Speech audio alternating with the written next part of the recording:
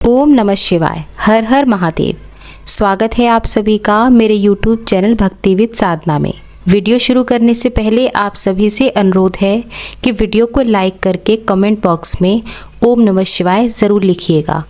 भोलेनाथ आपकी हर इच्छा पूरी करेंगे। गुरु प्रदोष व्रत की कथा के अनुसार एक बार देवराज इंद्र और वृत्तासुर में भयंकर युद्ध हुआ।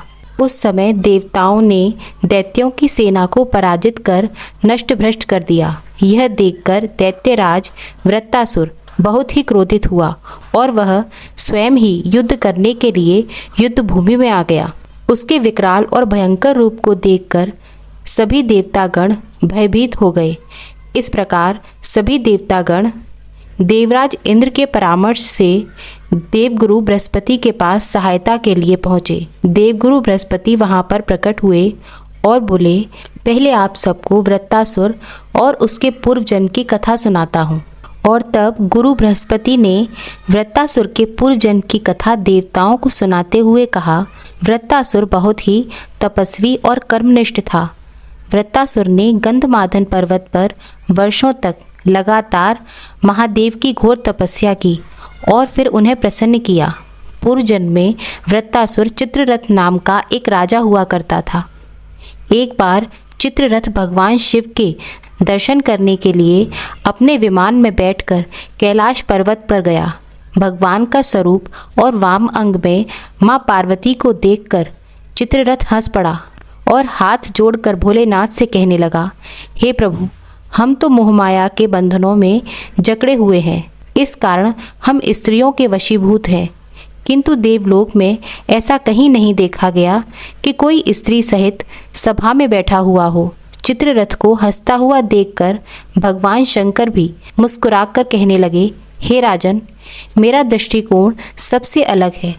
मैंने तो मृत्युदाता कालकूट महाविष का पान किया है, फिर भी तुम साधारण मनुष्यों की तरह मेरी हंसी उड़ा रहे हो।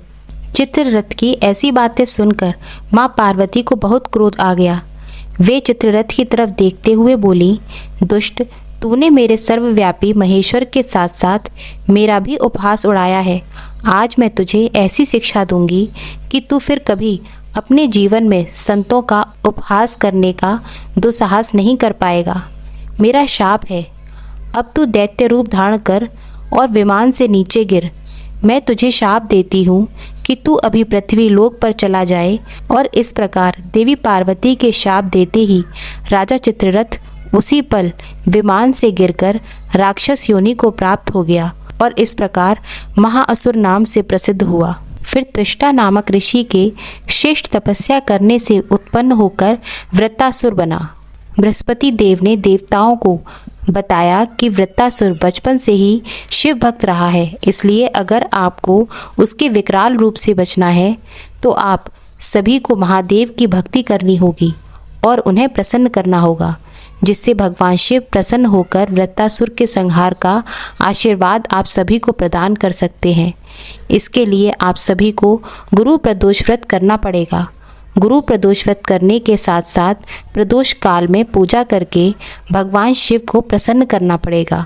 और फिर इस प्रकार देवराज इंद्र और सभी देवता गणों ने मिलकर गुरु प्रदोष का व्रत किया, जिससे भगवान शिव प्रसन्न हुए और फिर उन्होंने सभी देवताओं को आशीर्वाद दिया कि वे वृत्तासुर पर विजय प्राप्त कर लेंगे। और फिर से एक बार युद्ध प्रारंभ हुआ। इस बार देवराज इंद्र और सभी देवताओं ने मिलकर वृत्तासुर पर विजय प्राप्त कर ली। इस प्रकार गुरु प्रदोष व्रत करने से मनुष्य सदा सुखी रहता है, उसके सभी पापों का नाश हो जाता है। गुरु प्रदोष व्रत रखने से भक्तों को अपने पूर्वजों का आशीर्वाद मिलता है। यह व्रत करने से 100 गाय के दान के बराबर पुण्य प्राप्त होता है। यह व्रत रोग, दोष और दरिद्रता से छुटकारा दिलाता है। गुरु प्रदोष के दिन हल्के पीले या गुलाबी रंग के कपड़े पहनने चाहिए। इस दिन भगवान भोलेनाथ के साथ साथ भगवान विष्णु की कृपा भी प्राप्त होती है। व्रत वाले दिन केले के पेड़ के नीचे गाय के घी का दीपक जलाकर विष्णु भगवान के 108 नामों का जाप करें।